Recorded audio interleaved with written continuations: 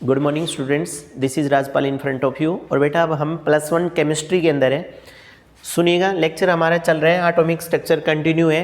आज का half lecture बच्चा जर्नल है, और लोग कहते हैं कि ये लेक्चर अगर किसी को समझ नहीं आता ना तो आगे की केमिस्ट्री चलती ही नहीं है।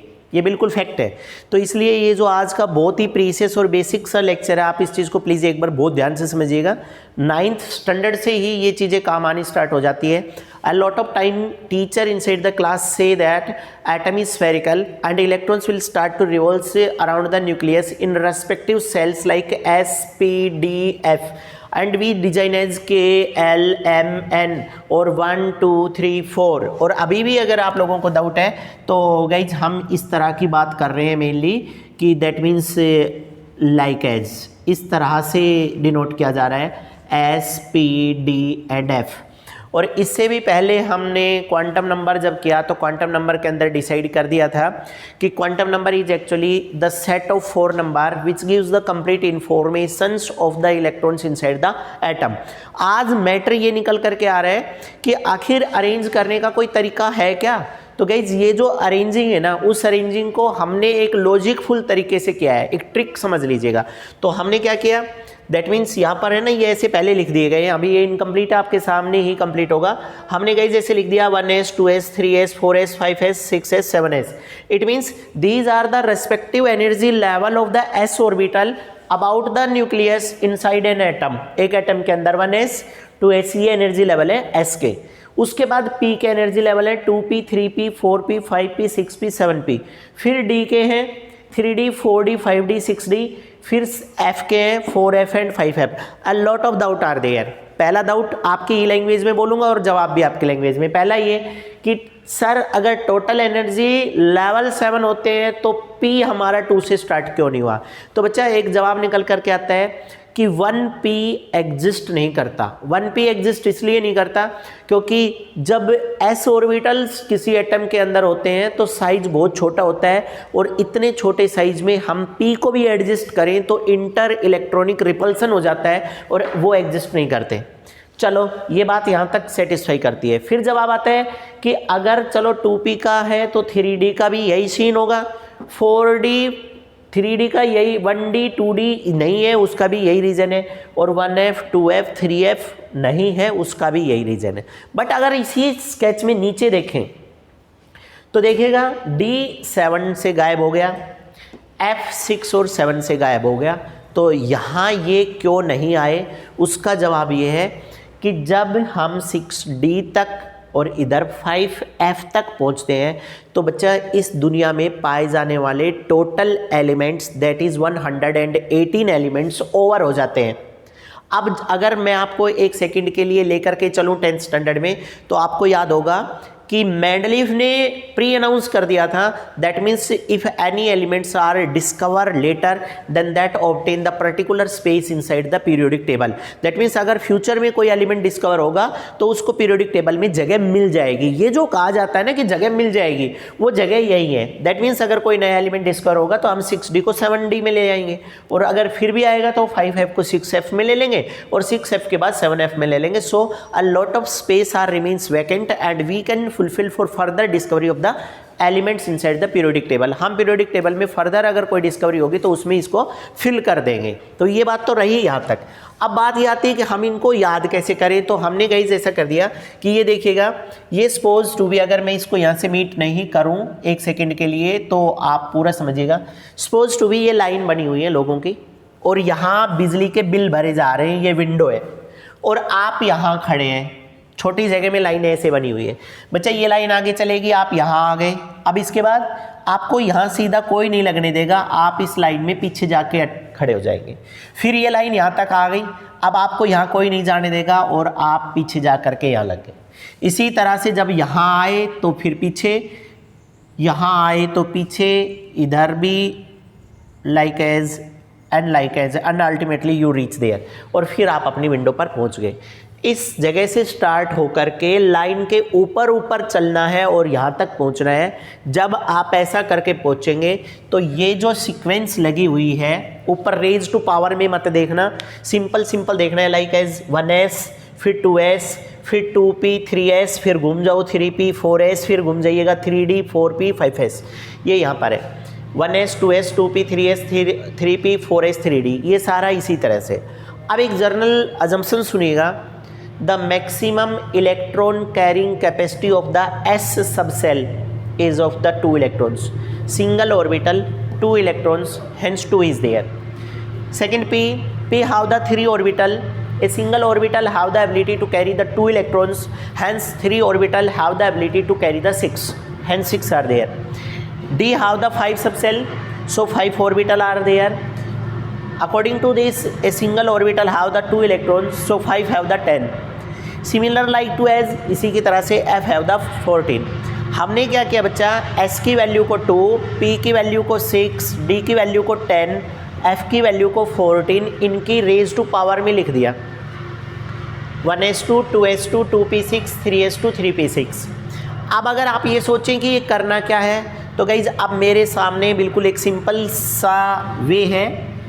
अगर मान लीजिएगा Na11 था और छोटे थे तो टीचर लिखती थी 281। अब अगर आप बड़े हो गए हैं, केमिस्ट्री को केमिस्ट्री की तरीके से पढ़ेंगे, तो अब टीचर बोलेगी कि बेटा सोडियम 11 को 1s2 2s2 2p6 और 3s1 पढ़ेंगे। दैट मीन्स आपको 11 पूरे करने हैं, 2 2 4 और 6 10 और 1 11 हो गए। इसी भी तरह से आप किसी को भी लिख सकते हैं। अब फिर कभी कभी मन में बात आती है कि ये आखिर टोटल है कितने। तो whenever you see the periodic table inside your chemistry book, जब आप अपनी केमिस्ट्री की बुक में पीरियोडिक टेबल को देखेंगे तो बेटा लास्ट 118 है। अगर 118 को यहाँ से देखा जाए, मैं दोनों तरफ से काउंट करवाऊँगा, हिंदी में भी इंग्लिश में भी देखिएगा, 2 और 2 4 10 12 18 20 30 36 38 48 54 56 70 80 86 88 और 88, ये 102 1012 और 1018, ये हो गया। तो इसका मतलब ये फिक्स है। अब आप अगर बहुत आइडियल हैं तो बच्चा हम आपको सलाह देंगे कि कुछ भी याद हो ना हो, इस चीज़ को तो बिल्कुल आप अच्छे से रट लें। जब भी आए बिल्कुल टिप्स पे होना चाहिए। 30 तक तो ये वैसे ही हो जाएगा, 1s2 2s2 2p6 3s2 3p6 4s2 3d10, ये यहीं तक इतना हो गया। बाकी की 2 लाइनें और याद कर लीजिएगा, कहाँ से आई कैसे आई, वो ये स्केचिंग आपको बड़ी हेल्प करेगी।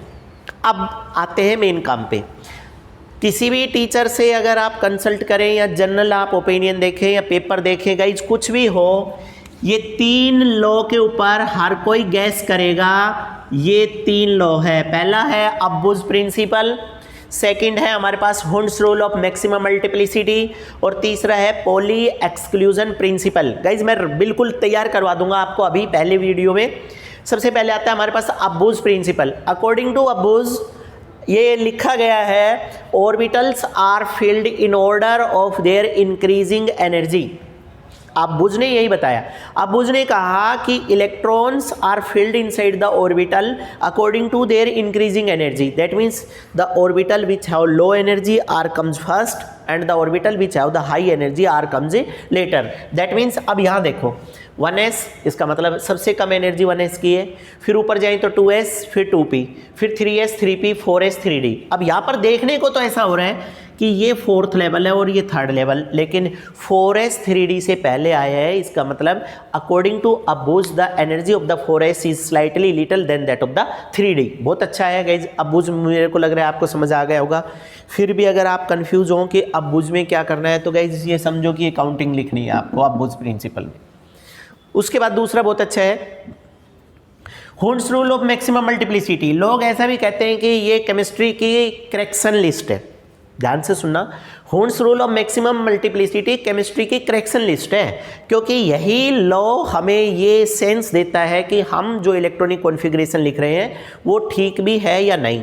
ये हुंड्स रूल ऐसे नाम से ही आ रहा है, Hund's rule of maximum multiplicity. Multiplicity किसी चीज़ का रिपीट होना।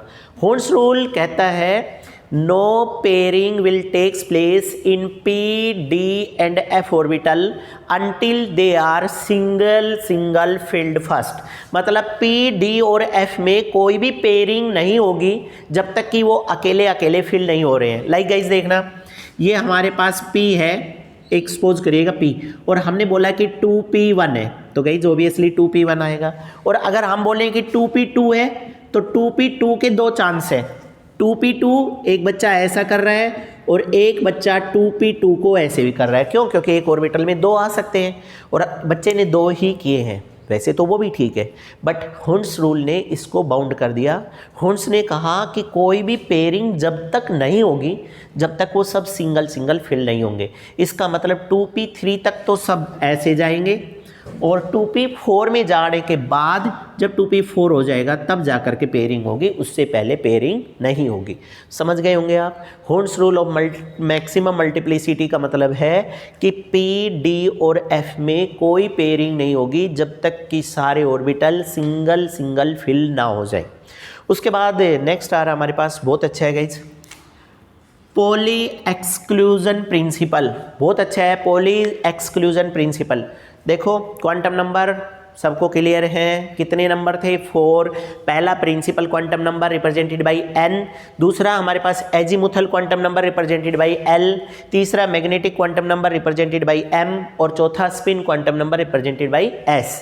तो पॉली ने कहा according to Pauli's exclusion principle कि बच्चा एक ही ऑर्बिटल में पाए जाने वाले दो इलेक्ट्रॉन भी 4 के 4 क्वांटम नंबर बराबर नहीं ले सकते। वो ज़्यादा से ज़्यादा 3 क्वांटम नंबर सेम रख सकते हैं, चौथा क्वांटम नंबर तो बदलेगा ही बदलेगा। फिर भी अगर आप कहीं सर समझ नहीं आ रहा तो हमने ये एग्जांपल पिक किया है कि सपोज ये 3s ऑर्बिटल है और 3s के अंदर 2 इलेक्ट्रॉन्स मिलेंगे। ये 3s और 3s में 2 है, तो कह रहे हैं कि आप इसमें निकालिएगा, क्योंकि ये 3s है तो n की वैल्यू 3, दूसरे वाले के लिए भी, इस इलेक्ट्रॉन के लिए भी 3 और दूसरे वाले के लिए भी 3, और क्योंकि ये s है तो l की वैल्यू तो कितनी होगी? 0। क्यों होगी उसका भी याद दिला दूं, हमने बोला था 0 1 2 3 upon s p d f। यहाँ से भी साबित हो रहा है कि s के लिए तो l की वैल्यू हमेशा 0 होगी, l 0 तो m भी 0। देखो 3 3 0 0 0 0, यानी कि 3 क्वांटम नंबर मैच कर गए। But guys spin quantum number में चौथे में देखेंगे तो इसमें अगर s प्लस हाफ है तो दूसरे वाले में हमारे पास से माइनस हाफ आएगा। इसीलिए पॉली ने कहा कि कोई भी 2 इलेक्ट्रॉन, एक ही ऑर्बिटल में पाए जाने वाले 2 इलेक्ट्रॉन भी 4 के 4 क्वांटम नंबर सेम नहीं रखेंगे। वो ज़्यादा से ज़्यादा 3 क्वांटम नंबर सेम रख सकते हैं, चौथा क्वांटम नंबर डिफरेंट आएगा ही आएगा। तो guys Aufbau principle, electrons are filled in increasing order, Hund's rule of maximum multiplicity, no pairing will takes place in p d and f until they are single filled first। उसके बाद हमारे पास है Pauli exclusion principal, maximum of 3 orbitals have the same quantum number, fourth must be change their, चौथा पक्का बदलेगा। तो I hope guys आपको समझ आ गया होगा। Take a screenshot.